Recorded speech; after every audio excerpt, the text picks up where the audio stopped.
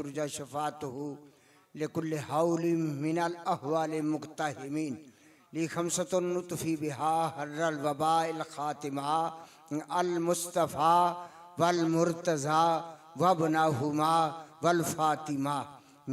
मेरे मालिक दा शुक्र और हजूर आका दो आलम सल्लल्लाहु अलैहि वसल्लम दी ज़ाते अक़दस से लखां दरूद और सलाम सुबह और शाम मुहम्मद व आले मुहम्मद उत्ते। मेरा बयान नहीं, मैं सिर्फ फर्ज करनी। शाह साहब दा माशाअल्लाह बयान है।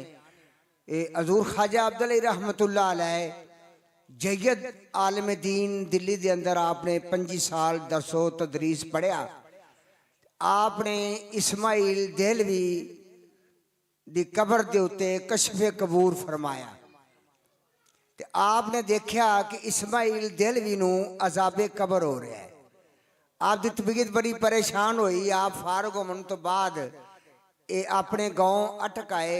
ते उस वक्त अपना जमाना सी सैयदना पीर मेहर अली शाह रहमतुल्लाह अलैह दा भी सरकार फरमाया कि मैं इन्हां दे जिन्हां दा अदारा है उस बंदे दी मैं हालत कबर तो वेख आया ते हुण अपनी जिंदगी बदलना चाहना।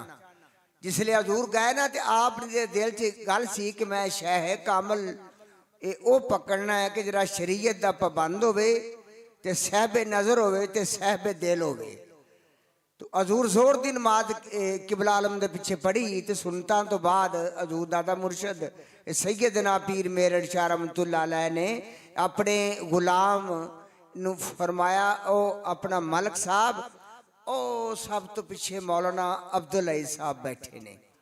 यारो वो जना बहु पढ़ के आया ने 25 साल पढ़िया तू ते लिया यार दुध कड़िया किते फेटी ना जाए जाग ही ला दिए।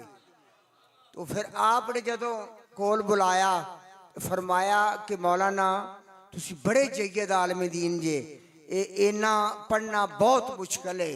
ये अल्लाह रसूल दा तुहाडे ते बड़ा बड़ा करम होया है।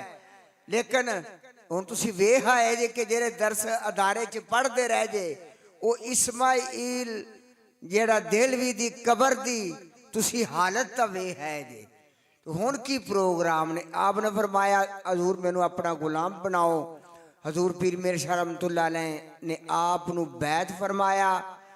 बैत फरमावन तो बाद आपने फरमाया अपना मौलाना अब्दुल अईज अटकदा इलाका छड़ देना है, किते दूर चला जाना है ते मेरे नाने नबी पाक सल्लल्लाहु अलैहि वसल्लम दे दीन दा काम करना है और हजूर दी अजमत दा काम करना है। नाल ही असी तुहानू अपनी खिलाफत अता फरमाने हैं। बैत भी कीती और हजूर किबला आलम ने ख्वाजा अब्दुल अईज नू खिलाफत भी अता फरमाई। 2026 च हजूर इत्थे तशरीफ गंजे च लियाए ने।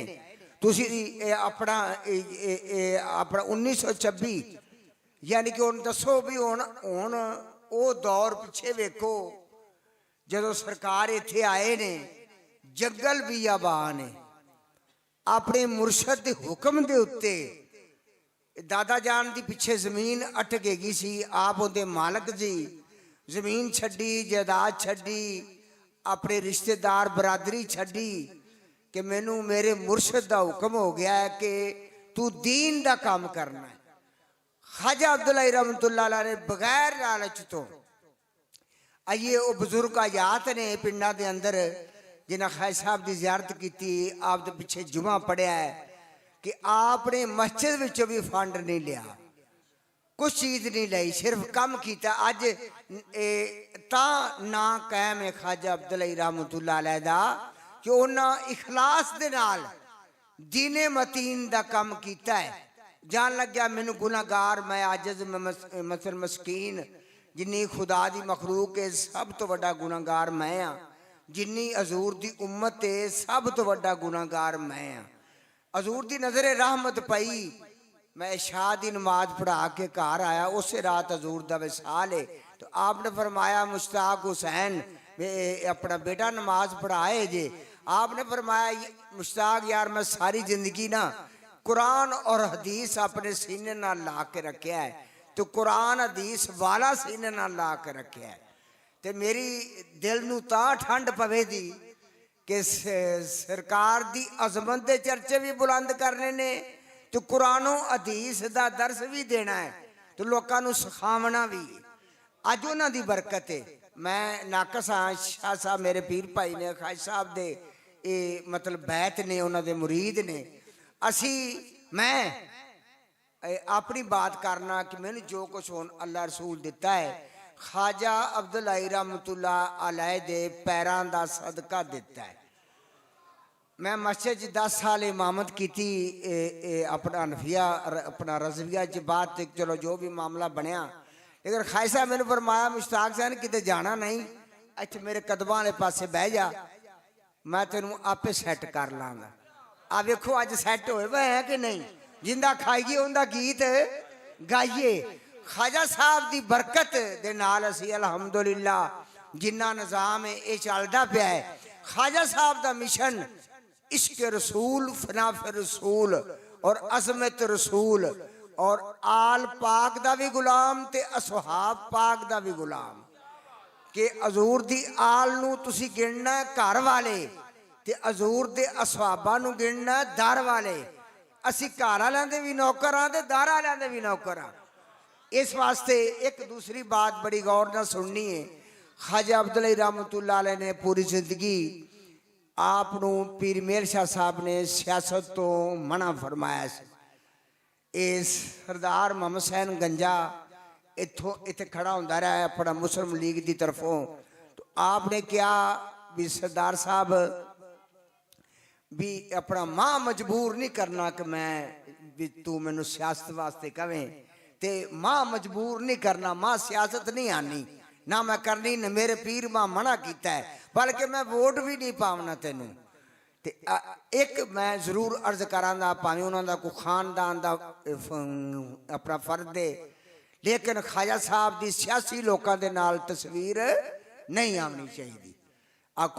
कोई भी सियासी इन्हों सैयद यानी कि इकबाल शाह साहब मदजिल्ला वाली इलम है कि जो शबीर हुसैन अपना चौधरी शबीर हुसैन इलेक्शन से खड़े होवन लगे, मैं उन्होंने कहा भी बेलिया दुआ तुहाडे नाल है, लेकिन मेरे वालदे मोहतरम की तस्वीर को इस्तेमाल नहीं करना, क्योंकि उन्होंने उनका पीर ने मना किया है को अपना लब्बा है कि कोई नून लीग के, कोई मुस्लिम लीग के, कोई भी सियासी जमात है और कोई भी जमात सियासी है उनका ताल्लक हजूर ख्वाजा अब्दुल आई रहमतुल्लाह अलैह ने सियासत नहीं की।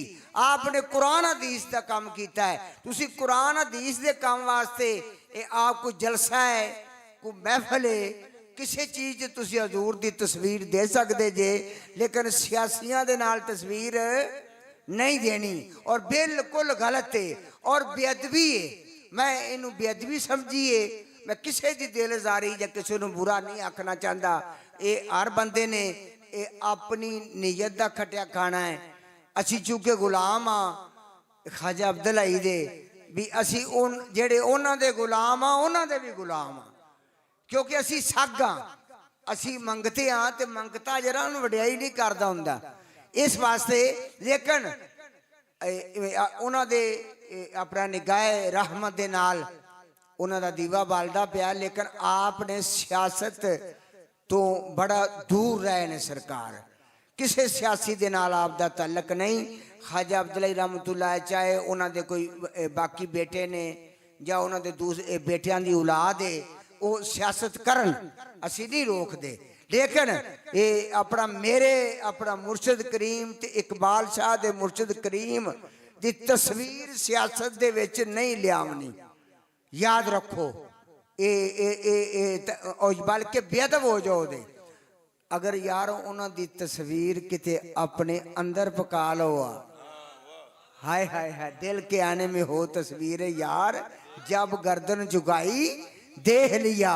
और यार मुर्शद नू फोटो बना के सामने नहीं लाईदा, और यार नू दिल च पा के तो उनका तसव्वुर पकाईदा। ते तसव्वुर तो बाद की फरमाया फिर मेरे शारे दसे सूरत राह बेसूरत दा, एहो राह ऐन हकीकत दा, इत्थे कम नहीं बेसूजत दा, कोई विरलियां मोती लै तरियां ਉਹ ਯਾਰ ਫੋਟੋਆਂ 'ਚ ਕੁਛ ਨਹੀਂ ਪਿਆ ਤੇ ਤਸਵੀਰਾਂ 'ਚ ਨਹੀਂ ਕੁਛ ਹੁੰਦਾ।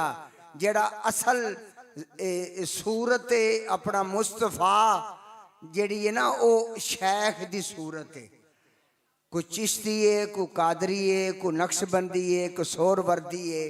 ये मेरे हजूर आकद वसल्लम दे मदीने पाक दे फुल ने ते हर फुल दी वक्री वक्री खुशबू है क्योंकि हजूर लजपाल ने ना जी रहमतल लिल आलमीन, रहमतल लिल आलमीन।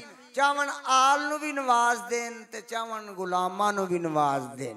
इस वास्ते सूरत आपां अपने शह कामल दी अपने सीने च पावनी है ते दुरूद शरीफ जरा सल्लल्लाहु अला हबीबिही मुहम्मद व अला आलिही व अस्हाबिही वसल्लम। ये हजूर दसदे सी जिक्र आप फरमांदे सी शेख दा चेहरा इन तसव्वुर रख के अल्लाह हू एक दिन ऐसा आवे। अच्छा नहीं ठीक है इशारा ही है। यानी कि आप फरमाते तसव्वुर शेख दे विच ही तसव्वुर रसूलुल्लाह सल्लल्लाहु अलैहि वसल्लम है। जिन्ना फनाफ शेख नहीं वो बंदा कदे फनाफ रसूल नहीं बन सकता ते जेरा फना फिर रसूल नहीं कदे फना फिल्ला नहीं बन सकता। यानी कि हो फना जात में कि तू न रहे, तेरी हस्ती की रंगो बू न रहे, इस कदर डूब इसमें ऐसा भर कि हू रहे गैर हू न रहे।